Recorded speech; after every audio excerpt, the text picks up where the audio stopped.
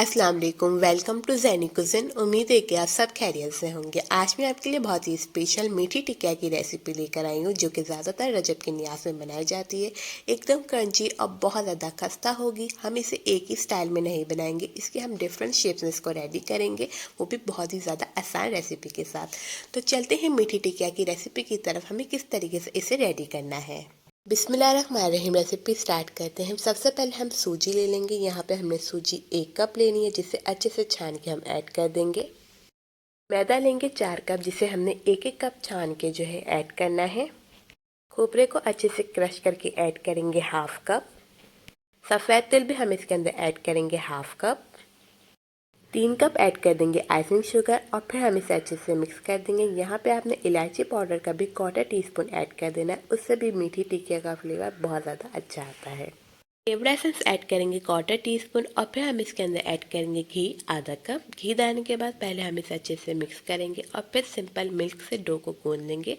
जितनी हमें मिल्क की ज़रूरत पड़ेगी उतना हम इसके अंदर मिल्क को ऐड करेंगे और सिंपल अच्छे से डो को गूंद लेंगे।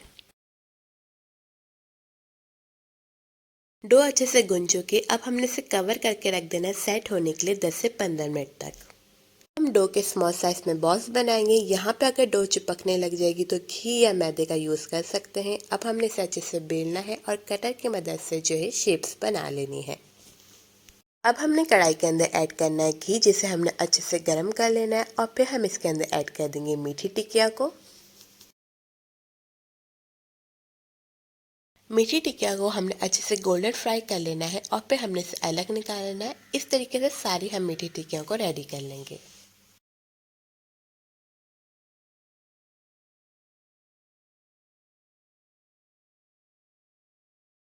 बहुत ही मज़ेदार सी मीठी टिक्कियाँ रेडी हो गई हैं। एकदम क्रंची और बहुत ही ज़्यादा खस्ता है। एकदम आसान रेसिपी है, आपने इसको लाजमी ट्राई करना है। एकदम परफेक्ट हमारी मीठी टिक्कियाँ घर पर रेडी होगी।